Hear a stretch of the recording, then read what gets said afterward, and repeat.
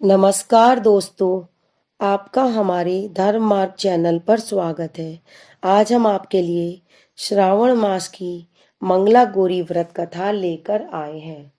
पंपापुर नामक नगर में एक साहूकार अपनी पत्नी के साथ रहता था। वह धनवान और सुखी था, परंतु उनके कोई संतान नहीं थी। बस यही दुख उसके मन को कचोटता रहता था। एक दिन साहूकार के घर पर एक साधु आया।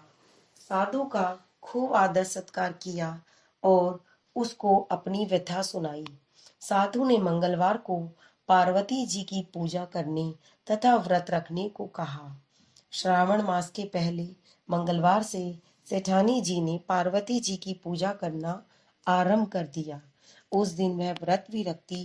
कई महीनों तक उसने व्रत एवं पूजन किया। उसके भक्ति भाव से माँ पार्वती जी प्रसन्न हुई। एक दिन साहूकार को स्वप्न आया कि जिस आम के वृक्ष के नीचे गणेश जी बैठे हों, उस आम के तेरी पत्नी को खिला दे तो अवश्य ही तुझे पुत्र रत्न की प्राप्ति होगी। अब तो साहूकार ऐसे आम के वृक्ष को ढूंढता फिरा।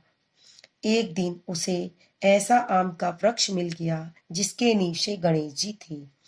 तब साहूकार ने फल तोड़ने के लिए पेड़ पर कई पत्थर मारे। फल तो टूट गया, लेकिन एक पत्थर गणेश जी के ऊपर लग गया। तभी गणेश जी प्रकट हो गए और उन्होंने शाप देते हुए कहा, हे स्वार्थी मनुष्य, तूने स्वार्थवश ही मुझे चोट पहुंचाई है। अब ऐसी ही चोट तुझे भी लगेगी। माँ पार्वती के आशीर्वाद से तुझे पुत्र रतन की तो प्राप्ति होगी, परंतु वह सर्प के काटने के कारण 21 वर्ष की आयु तक ही जीवित रहेगा। ऐसी बात सुनकर साहूकार घबरा गया।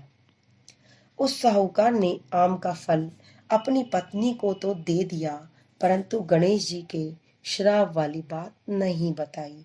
9 माह बाद एक सुंदर बालक का जन्म हुआ। उसका नाम मनु रखा गया।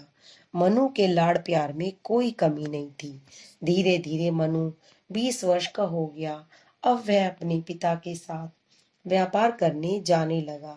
एक दिन व्यापार करके लौटते समय दोनों पिता पुत्र भोजन करने के निमित्त एक गांव के पास तालाब के किनारे पेड़ की छांव में बैठ गए और भोजन करने लगे। उसी समय गांव की 2 लड़कियां उस तालाब पर कपड़े धोने आई। वे दोनों लड़कियां नवयौवना की भांति हंसमुख फुर्तीली और उच्च सभ्य घर की प्रतीत हो रही थी। कपड़े धोते समय वे आपस में वार्तालाप कर रही थी। उनमें से कमला ने कहा, क्यों री मंगला, तुझे याद है मैं कब से मंगलवार को मंगला गौरी का व्रत करती हूँ। अब तो अगले मंगलवार व्रत का उद्यापन भी करूंगी। इस व्रत के करने से मुझे मेरे मन के लायक पति मिलेगा और फिर मैं सुख चैन से जीवन व्यतीत करूंगी।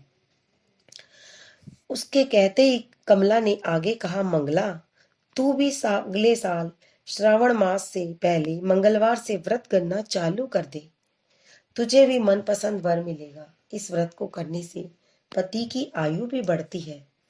तब तो मंगला भी व्रत करने को राजी हो गई। पेड़ के नीचे भोजन करते समय वे दोनों पिता पुत्र उन लड़कियों की बातचीत सुन रहे थे। उन लड़कियों के वार्तालाप से सेठ जी समझ गए कि कमला नाम की लड़की ही उनके पुत्र के विवाह के लिए उपयुक्त है। सेठ जी ने अपने पुत्र की मनोभावना जानने के लिए पुत्र से कई तरह की बातें अपने पिता के विचारों से सहमति प्रकट करता रहा।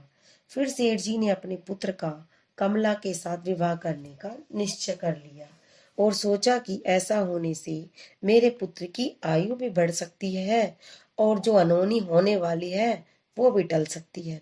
अब पिता पुत्र कमला के पीछे पीछे उसके घर गए। कमला के पिता भी एक नामी साहूकार थे।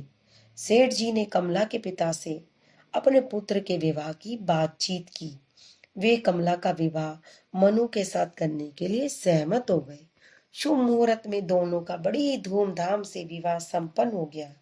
दोनों ने पति पत्नी के रूप में संसार चलाना शुरू कर दिया। घर में आनंद का वातावरण बनने लगा।